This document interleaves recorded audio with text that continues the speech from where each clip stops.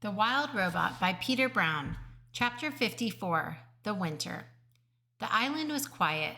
The migratory birds had all left, the hibernators were asleep, and everyone else had begun their simple winter routines. Everyone but Roz.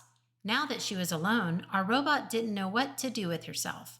She stood in her gray garden and watched a sheet of ice slowly form on the pond. Sometimes she would hear her good friends, the beavers, going about their business beneath the ice, and she wondered when she would see them again. Roz stood there until snowflakes started drifting down from the sky. The flakes swirled in the breeze and slowly piled up on the ground and on the trees and on the robot. So she crouched into the nest, slid the stone door behind her, and sat in darkness. Hours and days and weeks went by without the robot moving. She had no need to move. She felt perfectly safe in the nest. And so, in her own way, the robot hibernated. Roz's body relaxed. Her quiet whirring sound slowly stopped. Her eyes faded to black. She probably could have spent centuries like that, hibernating in total darkness. But the robot's hibernation was suddenly interrupted when a shaft of sunlight fell upon her face and carried energy back to her empty battery. Roz's body tensed. Her quiet whirring slowly started. Her eyes began to glow. Hello, I am Rosm Unit 7134, but you may call me Roz, the robot said automatically.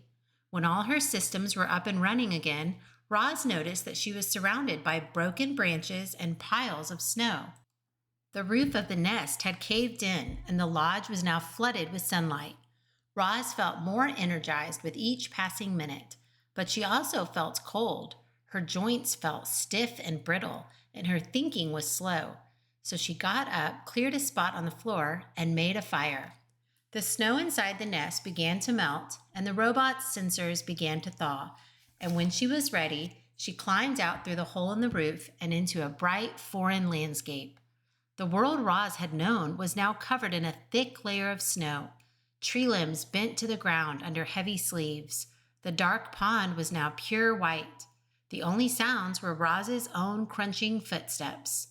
Faint wisps of steam curled up from the robot's body as she trudged through the forest. Roz plunged a hand into a lump of snow and pulled up a long stick. She snapped it in half and flung both pieces back to the nest. She took a few more steps and picked up a fallen tree. She hacked it into smaller pieces and flung them back as well. Then she reached down to another snowy shape. But what she pulled up was not a piece of wood. It was Dart the Weasel. He was frozen solid. Roz stared at his stiff body for a moment, then decided it was best to leave the poor thing where he was. As the robot continued gathering wood, she found more victims of the cold. A frozen mouse, a frozen bird, a frozen deer. Had all the island animals frozen to death? No, not all. There were a few fresh tracks in the snow. As we know, the wilderness is filled with beauty, but it's also filled with ugliness. And that winter was ugly. A devastating cold front had swept down from the north and brought dangerous temperatures and huge amounts of snow. The animals had prepared for winter, but nothing could have prepared the weaker ones for those long nights when the temperature plummeted and the wind whipped over the island. Roz returned to the nest, where the fire had melted the interior snow to a muddy soup. She took a minute to warm her body by the flames, and then she began the repairs. She patched up the hole in the dome with a lattice work of branches before adding a layer of mud and leaves, and soon the repairs were complete. But another snowfall might cave in the nest all over again, so Roz decided to keep a fire going day and night to prevent snow from building up on the roof. The robot brought in load after load of firewood, and each time she went outside, she was reminded of the frozen weasel and mouse and bird and deer. How many other frozen animals were hidden beneath the snow?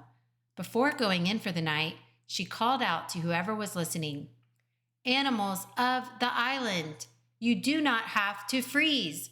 Join me in my lodge where it is safe and warm."